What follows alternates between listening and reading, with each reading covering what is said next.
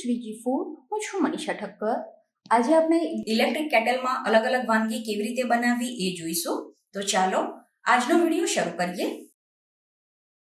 આજે આપણે જે ઇલેક્ટ્રિક કેટલ આવે છે એનો ઉપયોગ કરીશું અને આમાં મેગી કેવી રીતે બનાવવી એ જોઈશું. તો સૌથી પહેલા તો એનો પ્લગ લગાવી દઈએ. ઘણી બધી અલગ અલગ કંપનીની ઇલેક્ટ્રિક કેટલ અત્યારે માર્કેટમાં મળતી હોય છે. તો તમારે જે પણ કંપનીની ઇલેક્ટ્રિક કેટલ લેવી હોય એ ઓનલાઈન કે ઓફલાઈન લઈ શકો છો. તો અત્યારે આપણે એક પેકેટ મેગી બનાવવાના છીએ. તો એના માટે 225 થી કે 250 ml જેટલું પાણી આમાં ઉમેરી દેવાનું. દરેક પેકેટની પાછળ નૂડલ્સમાં કેટલું પાણી યુઝ કરવું એ લખેલું જ હોય છે. તો અત્યારે મેં 250 ml જેટલું પાણી આમાં ઉમેર્યું છે. તો હવે આની સ્વિચ ચાલુ કરી દેવાની અને પાણી ગરમ થાય એટલે આપણે મેગી મસાલો આમાં ઉમેરી દેવાનો. પછી આને એકવાર મિક્સ કરી દેવાનું છે અને જે નૂડલ્સ લીધા હોય એને આમાં ઉમેરી દેવાના. આને ઢાંકીને 3 મિનિટ માટે કૂક કરવાનું. તો લગભગ 1 થી 1.5 મિનિટ પછી આને એકવાર હલાવી લેવાનું. ટોટલ 3 મિનિટ પછી મેગીને ચેક કરી લેવાની. તો મેગી સરસ રીતે કૂક થઈ ગઈ છે. કેટલની સ્વિચ બંધ કરી દેવાની અને મેગીને આમાં જ હજુ 1 મિનિટ માટે ઢાંકીને રાખવાની છે. 1 મિનિટ પછી મેગીને ચેક કરી લઈશું. તો મેગી તમને જેવી ડ્રાય કે થોડી પાણીવાળી જેવી પસંદ હોય એવી તમે આમાં બનાવી શકો છો. અને તમારી પાસે જો વેજીટેબલ અવેલેબલ હોય તો તમે આમાં પાણીની સાથે થોડા વેજીટેબલ પણ એડ કરી શકો છો. તો ગરમા ગરમ મેગીને એક સર્વિંગ બોલમાં લઈ લઈશું અને જે રીતે આપણે સ્ટીલના વાસણને ક્લીન કરતા હોઈએ છીએ એ જ રીતે આને ક્લીન કરી દેવાનું હોય છે.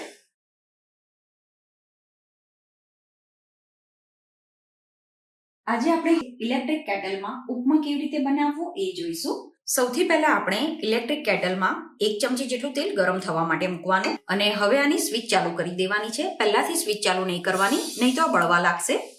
તેલ ગરમ થઈ જાય એટલે આમાં રાઈ ઉમેરવાની. તો આમાં કુકિંગ એકદમ ઝડપથી થતું હોય છે. તમને એવું લાગે કે તેલ વધારે ગરમ થઈ ગયું છે તો થોડી વાર સ્વિચ ઓફ કરી દેવાની. તો અત્યારે મેં સ્વિચ ઓફ કરી દીધી છે અને આમાં લીલું મરચું અને કેપ્સિકમ ઉમેરવાનું.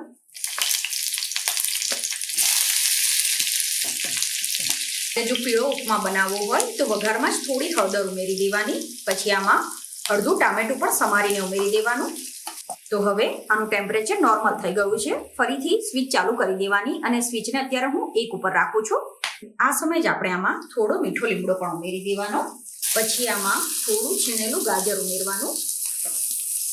તો ગાજર સરસ રીતે સંતળાઈ જાય એ પછી આમાં 1 વાટકી સોજી ઉમેરવાનો અને સોજીને આ રીતે વઘારમાં મિક્સ કરી દઈએ. એ પછી આમાં 1 ચમચી ઘી ઉમેરવાનું છે. ઘી ઉમેરવાથી ઉપમાનો સ્વાદ ખૂબ જ સરસ લાગે છે.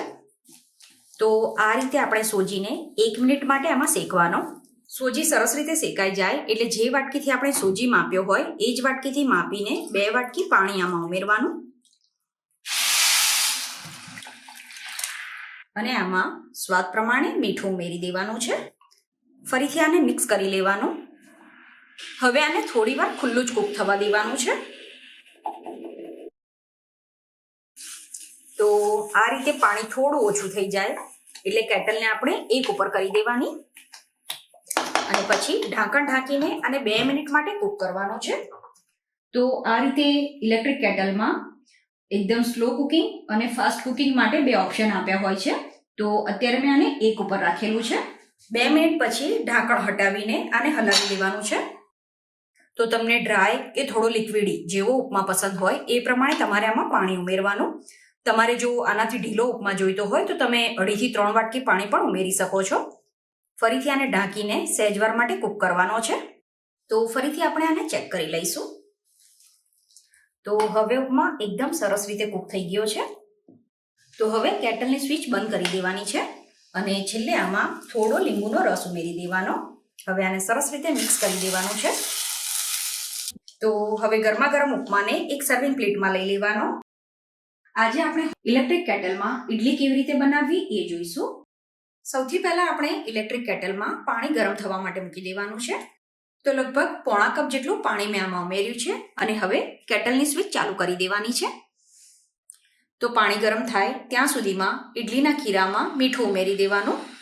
અત્યારે દરેક જગ્યાએ માર્કેટમાં તૈયાર ખીરું મળતું જ હોય છે. તો એ તમે લઈ શકો, અથવા તો આ ખીરું તમારે યુઝ ના કરવું હોય તો સોજીને પલાળીને પણ તમે ઇડલી બનાવી શકો છો. તો આ જે ખીરું લીધું છે એમાં આપણે મીઠું ઉમેરી દેવાનું, અને આમાં સોડા કે ઈનો કશું જ નથી ઉમેરવાનું, કેમ કે આ જે આથોવાયેલું ખીરું હોય એનાથી જ ઇડલી એકદમ સરસ પોચી બને. તો આ રીતનું ઇડલી બનાવવા માટેનું મોલ્ડ ઇલેક્ટ્રિક કેટલની સાથે આવતું હોય છે. તો એમાં તેલ લગાવી દેવાનું અને પછી આમાં થોડું થોડું ખીરું આપણે એડ કરી દેવાનું છે. તો પાણી ઉકળે એટલે આ રીતનું જે બાસ્કેટ આવ્યું હોય છે એ આમાં મૂકવાનું, અને પછી આ ઇડલીનું સ્ટેન્ડ આમાં મૂકી દેવાનું છે. અને આને ઢાંકીને આપણે 2 થી 3 મિનિટ માટે સ્ટીમ કરવાની. 3 મિનિટ પછી ઇડલીને ચેક કરી લેવાની. તો ઇડલી સરસ રીતે ફૂલી ગઈ છે.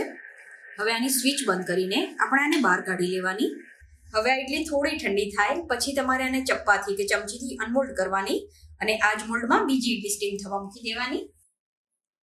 તો ફ્રેન્ડ્સ, તમને મારો આજનો વિડીયો કેવો લાગ્યો એ કમેન્ટ કરીને જરૂરથી જણાવજો.